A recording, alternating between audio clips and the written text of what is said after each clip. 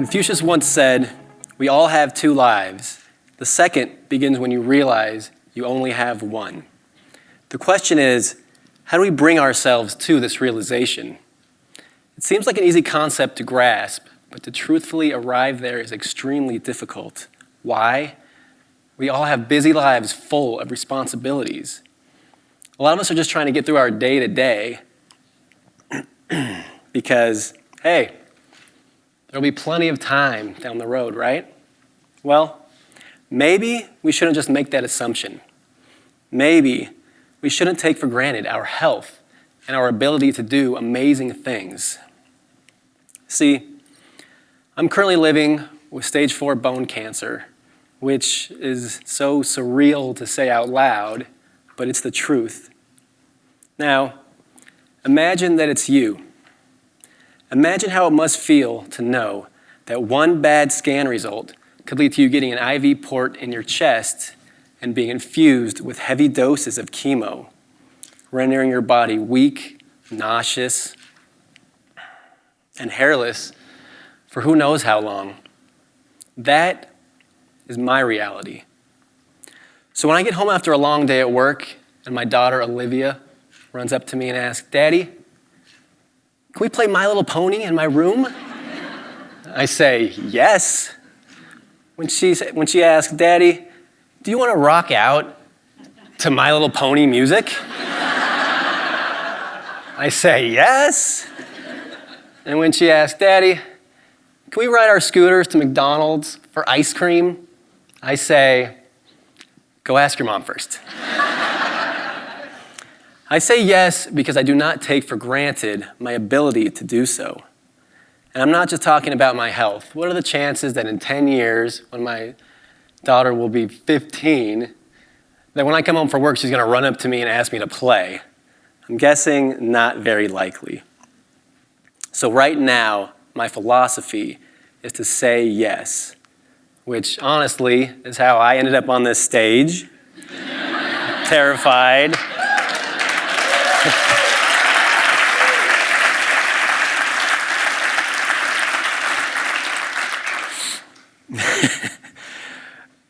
Talking in front of a big crowd, even though I have no public speaking experience. So, on second thought, maybe I should change my philosophy. As I mentioned, I have cancer and I've been living with it since I was first diagnosed back in 2010. My cancer, a rare sarcoma called adamantinoma, may have developed back in 2003 when I broke my leg during my senior football season at Harvard University. To put in perspective how rare my type of cancer is, check out this chart. That little blue sliver makes up sarcomas, which represent approximately 1% of all adult cancers. Of that 1%, adamantinoma accounts for less than 1% of all sarcomas. So I'm less than 1% of 1%. My oncologist, a sarcoma specialist with over 30 years of experience, has only seen it a couple of times, so he says. Statistically speaking, I hit the lottery. Unfortunately, mine doesn't involve early retirement and millions of dollars. After my diagnosis in 2010, I had surgery to remove the portion of the bone that had the cancer. If the bone was gone, then the cancer was gone, right? That's what I assumed, so I moved on. It was strange. I was nervous, but I was never really scared. I had cancer, but I didn't need chemo. I didn't lose my hair. I just had surgery, and that was it. My second life did not begin after that experience. That necessary realization didn't occur to me. A couple of years later, my wife Anna, Olivia, and I went on an amazing 2-week Disney cruise through the Panama Canal. Life was good. After the trip, I headed in for a routine follow-up. Turns out what the doctors believed to be swelling was actually a softball-sized tumor that had gotten out of the bone and into the tissue and had been slowly growing over the past 2.5 years. After a biopsy confirmed a recurrence of my cancer, my surgeon referred me to an oncologist who specialized in sarcomas. This time, it could not just be cut out because it was pressed up against a major artery. I was told that if they could not shrink the tumor, I would likely lose my leg. Since my cancer is so rare, there isn't a treatment protocol. So my oncologist suggested a clinical trial of a chemo that the nurses referred to as El Diablo, or the devil, due to its deep red color and the effect that it has on patients. It was extremely toxic and completely decimated my body. I was on that drug for the next 5 months, from July to November of 2013. My weight dropped about 30 pounds. I was constantly nauseous and tired. I lost all of my hair. I was hospitalized multiple times due to high fevers. But the worst side effect by far, and this is common for people on chemo, were the sores that developed in my mouth and down my throat. It made it unbearable to eat. Every bite felt like I was swallowing a piece of glass. The ordeal was excruciating and eventually confined me to a wheelchair. At the end of the 5 months of chemo, the good news was that the cancer did not appear to metastasize, but the bad news was that the size of the tumor was basically unchanged. So it was decision time. Now think about it. What would you do? Try a different chemo in an attempt to save your leg, or cut off your limb in an attempt to save your life? For me, my body just couldn't handle any more chemo, and I just wanted to get rid of that tumor. So I decided to go through with the leg amputation. The last thing I wanted to do before my surgery was to go pick out a Christmas tree with my family and then help decorate it. In this picture, I'm smiling, but deep down, I was scared. My life was about to change. 2 days later, on December 4th, 2013, I went from this to this. During my recovery in the hospital was when my second life began.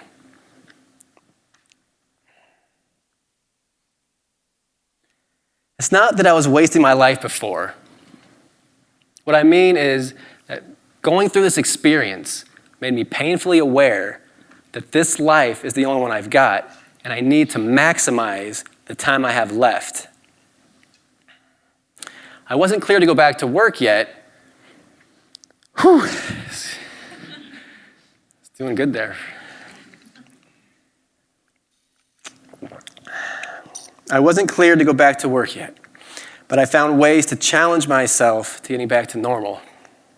All right, let's get some comedy in here. Here I am, attempting to mow the lawn while hopping on one leg. I got about a third of the way done.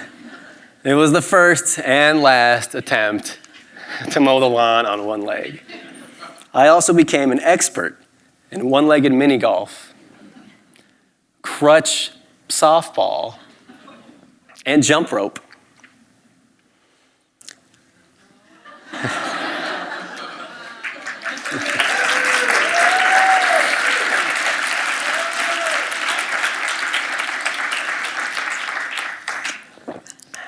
Each passing day, I felt better and better as all the remnants of chemo left my body. Soon it was time for my next 3-month body scan. The 3-month body scan is brutal because it determines whether my life will continue as is or if I'll have to stop everything and either go on treatment or have another surgery. My first body scan after my amputation was clean, so I was feeling great. Anna and I high-fived as we left the hospital. Around the same time, I was also fitted with my first prosthetic leg. I started going on short walks with my family. This was the first time that Olivia saw me wearing a prosthetic. I think I fell about 10 feet later. I progressed to climbing play structures, to finally being able to run again. I was embracing this second life, and things were looking up. Unfortunately, it didn't last. 3 months later, my next body scan showed a new cancerous mass in my lung. So the following month, I had that mass and a portion of my lung removed. A couple months after that, before I was even healed from my lung surgery, my next body scan showed a new cancerous mass in my right hip. So to recap, in a 9-month period from December of 2013 through August of 2014, I had a leg amputation, a recurrence found in my lung surgery, and another recurrence found in my hip. Right now, I'm taking a targeted therapy pill for my hip, whose main side effect is that it turns all the hair on my body white, which is better than having it fall out. My eyebrows are freshly dyed by my lovely wife.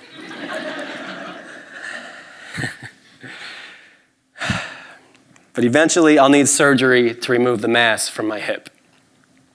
It was tough. These hits just kept coming. But like I said, I was living my second life. I was positive and focused on making the most of it.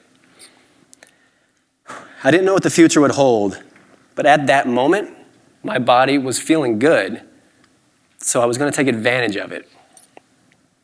After I shared the news about my hip with my good friends who I played football with in college, they decided that they wanted to help out and thought it would be cool to fundraise leading up to a big event. And that was the day that Team Cream was born. The first idea was to compete in a Tough Mudder, which, for those who don't know, is a 10 to 12 mile race that consists of obstacles that put your body through mud, ice water, electric shocks, and fire. Now, do they look like they're having a good time? No. So we settled on a half marathon, which at the time seemed reasonable when compared to a Tough Mudder. I really wanted to take part as well, but I didn't have a running prosthetic. Thankfully, we were able to get one donated. I took home that running leg on Wednesday, November 12th, 2014, and 3 days later, with no training and a grand total of about an hour on my new running leg, I ran a 3K with Anna and Olivia. And then,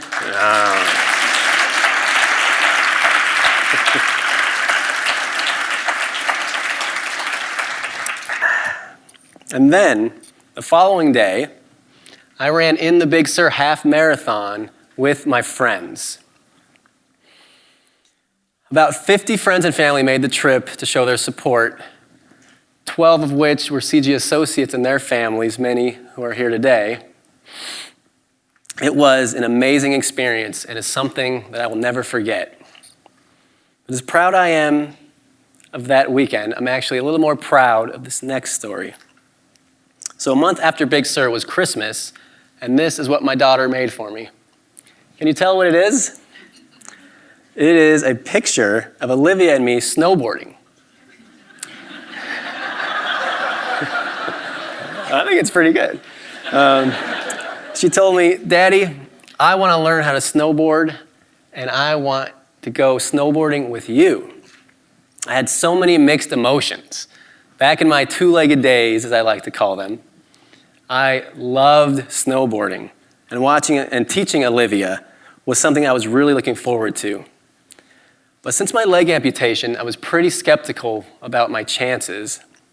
Snowboarding is a difficult thing for an able-bodied person to do. Was I really going to be able to relearn myself, let alone teach Olivia? So last month, we headed up to Big Bear, and I gave it a shot.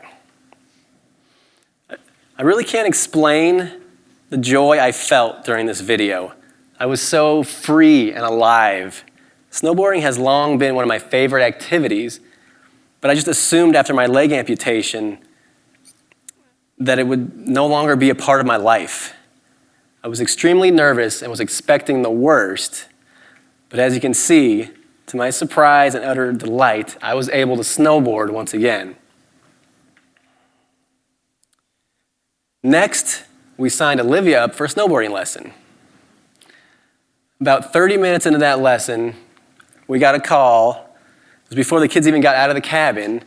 Olivia was crying and she didn't want to be there. First thought was, well, there's $100 down the drain. But next, we thought, hey, let's teach her ourselves. So I walked her up the hill, gave her some tips, and then held her hand as we went down the hill together. To save her energy, because she's a toddler, she's a kid that complains when she has to walk a lot, I threw her over my shoulder and hiked her up that hill over and over again. Not an easy task for a one-legged guy. Her confidence grew and grew with each run, and pretty soon she asked to let go of her hand, and off she went. As a parent, I was bursting with pride. My little girl was snowboarding. How cool is that?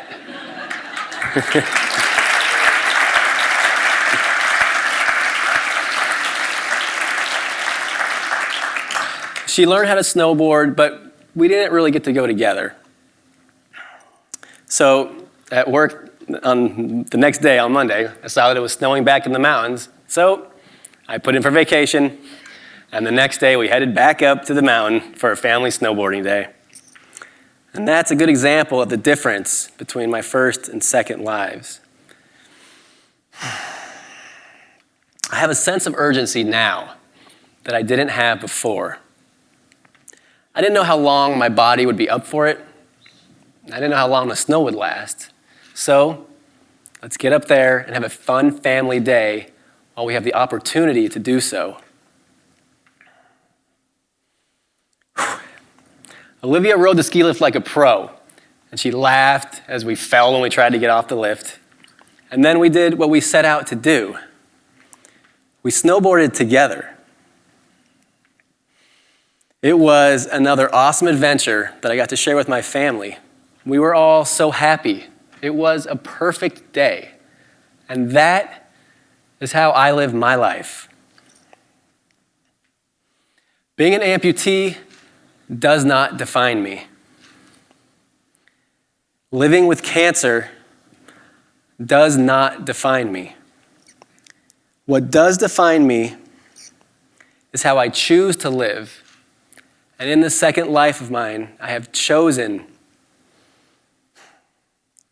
to enjoy it with Anna and Olivia by my side every day for as long as I can. Because when it comes right down to it, I don't know how much time I have left. But honestly, do any of you? We all have two lives. Which life are you living? Thank you.